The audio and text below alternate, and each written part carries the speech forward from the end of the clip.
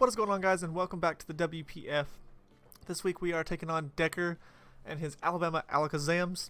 This guy has been absolutely killing it this season, and a very interesting thing to say right off the bat, as I will do a little quick team builder of our team here. We have a max HP, I think max SPDF Metagross, I can always check later, Assault Vested, basically to take on Alakazam, because without the Assault Vest max SPDF, Shadow Ball just, cooks us. So, moving on, we have a very interesting set. Oh, we have a lot of new team members, as you can see. We have an Alakazam, we have a Kartana, we have a Megazard X. I dropped a lot of Pokemon, as we were being pretty stagnant in the league. We had some pretty bad losses back to back. Let's go ahead and take a look at that. We had 4 straight losses, and I did not want to continue dealing with that. The reason there was no video last week was because technically our week 2 battle got bumped to our week 7 battle, so that's why you didn't see anything last week. We did pick up a win, if you remember, against Tails. Let's see what we got going on here.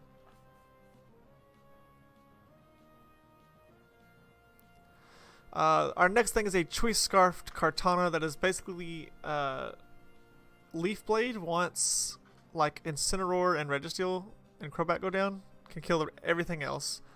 I have Knockoff to blow away Mega Alakazam. Smart Strike was there for his potential Granbull. I was also had a Leaf Blade to deal with like a Starmie if he brought it, which he did not. Which is probably the most interesting non-bring that he had, was not bringing Starmie. I think that was the most interesting non-bring. We are just a standard Scarf Kartana though. Moving on, we have a Focus Sash Alakazam to either...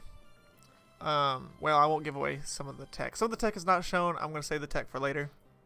Basically, so we can take one hit, fire off a strong hit back as Psychic, not named Incineroar and Registeel, just kind of blows everything away. Wow.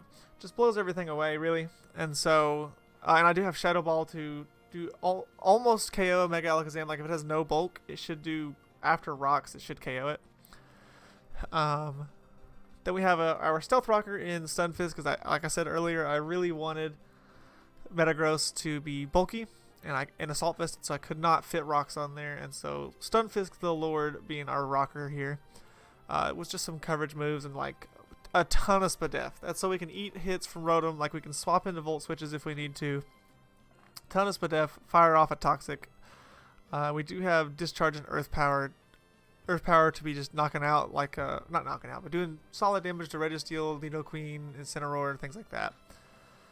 We should eat one hit from Mega Alakazam. One. Then we have a very interesting Sylveon. So it's mainly there to be like a Wish Passer. The Hyper Voice really does nothing. I just put it on there to have an attacking move, just in case. Like it'll do chip on the first 3 Pokemon you see there, but does absolutely 0 to the other 3. And I do not have a coverage move for those other 3 Pokemon. So we do have, and then we do have Baton Pass. So you can soft Baton Pass in this league, which is basically just for momentum, in a sense, like a U-turning without damage, you know. So let's go ahead and get into this battle. Turn 1, I see here that if he sends in a Stealth Rocker or this Incineroar, see, we do not have a first turn Mega rule in this. So turn 1, let me make sure this video is going. Okay, we good. Turn 1, if I click Belly Drum here, and he clicks Earthquake, I can win this game. I click Flame Charge turn 2. I would probably try and Mega that turn, and see if I can't get him off guard. I mean, it would take outplaying him twice, to be honest. Outplaying him twice, because like turn 1 he would click Earthquake, and I would outplay him. And then turn 2 we get any hit not named Earthquake if we Mega'd. But we would Flame Charge. So it's Belly Drum, Flame Charge. So turn 1, I am going to not Mega Evolve as he gets his Intimidate off, and I Belly Drum up. And he clicks Knockoff, almost knocking us out. I'm like, oh, okay, he made the right play. I'm just going to Dragon Claw and knock this thing out. I clicked Dragon Claw so he wouldn't go into like Crobat to eat an Earthquake. as he does have a free switch into his Mega Alakazam, really, or his Crobat, as we at that point are not very fast. And we eat the Shadow Ball for days from this Mega Alakazam, and we fire off a Stealth Rock. A Stealth Rock chip is really going to help against that Crobat, which I don't have a very solid way of knocking it out. And so I am going to go straight into my Megazard here. I so wish after the game he tells me about his set for this Registeel. I wish I would have set up on the Registeel instead, as we could have belly drummed in non-Mega form. He would have clicked Earthquake because it was his only way of hurting me, and then we would have Flame Charged turn 2, and we would have won the game from there. But we do just fire off a Flame Charge here just to get damage off on him. All I need really is just some chip damage. And letting Megazard go down, as it doesn't really help us in any way the rest of the match.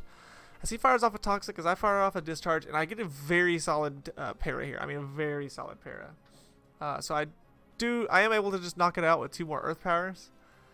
And I want to click Discharge here, but I can't afford it, honestly. It doesn't kill, and so I have to knock him out so that before my Toxic racks up. And I'm A-okay. As long as he's not offensive here, I can eat this Hydro Pump. And he has a chance to miss, so I'm going to fire off a Toxic here.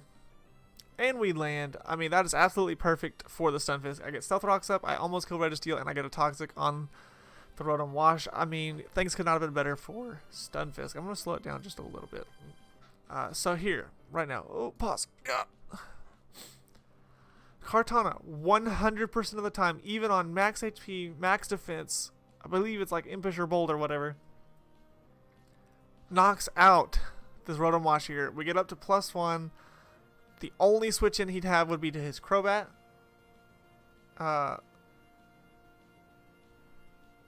Only switch in he would have is his Crobat. Which I have a somewhat switch into being, like, I could sack Sylveon at this point. It's not necessary. I could sack, not sack, but I could possibly even stay in, like, I don't know what. Hold up. I want to see what Scarf Kartana +1 does with Leaf Blade. Probably, no, it's quad resisted. I don't know why I'm looking that up. It does 0.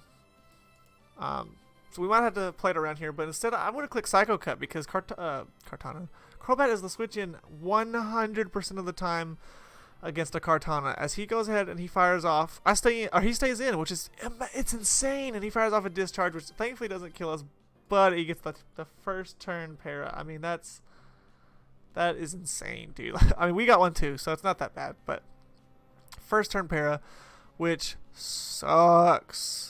I mean, it sucks. I'm going to go into Sylveon as it's my only way to pivot around this thing. As he does fire off a Hydro Pump. Doesn't do too much to us, so he knows that this Toxic is just going to wear down on him. As he's probably going to Volt Switch, which he does. As I'm going to Baton Pass out of here. As I really can do nothing to this Nidoqueen, so there's no point. Like, Psyshock does nothing to this thing, even if I brought it. Because I'm very bulky. So I go into my Alakazam, which literally, if you can look at what's there, I mean, destroys everything that's left. I am Focus Sash, so I hit this thing twice, knock it out. Alakazam picks up his first kill of the season. Freaking awesome. Freaking mint. Knock him out. Mega Alakazam comes in. You know what it does to me? Zip, because I got a Focus Sash. And my Shadow Ball at this range, if he doesn't have any bulk, should knock him out.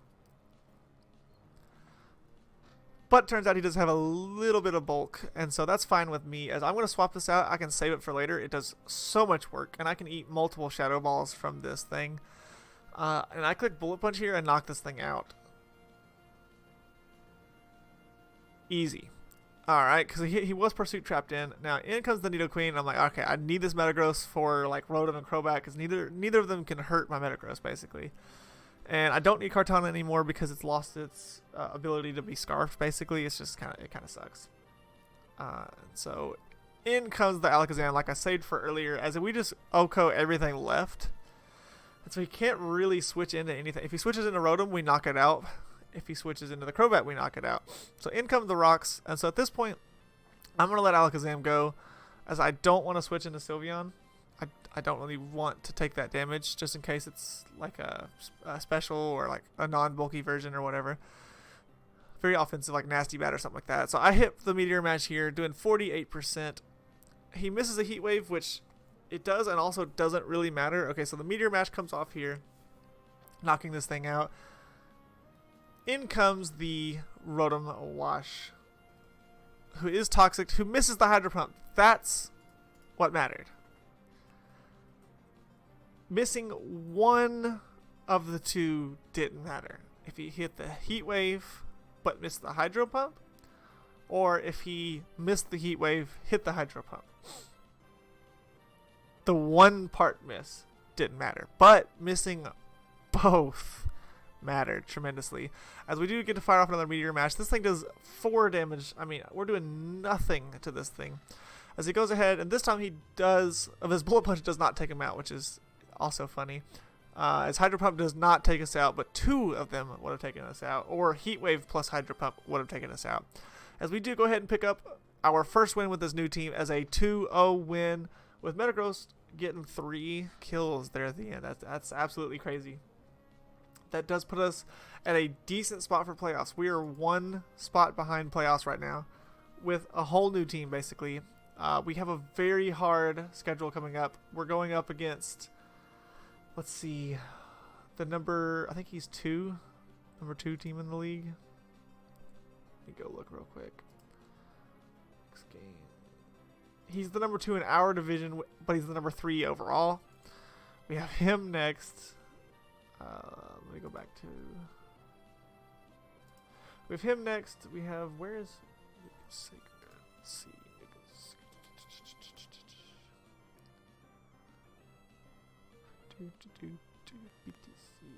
Then we have okay, we have the guy that's not doing so great after that, but then we have, where's he at?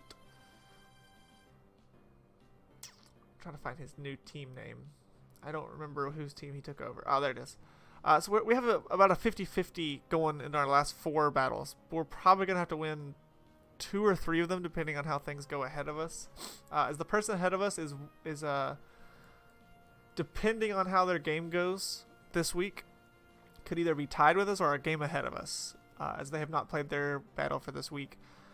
But we are very behind in differential because we took a bunch of bad losses there in the middle of the season, and so hopefully we can bounce back from this. So basically, wins from this point on and not differential is what's going to make us get to playoffs.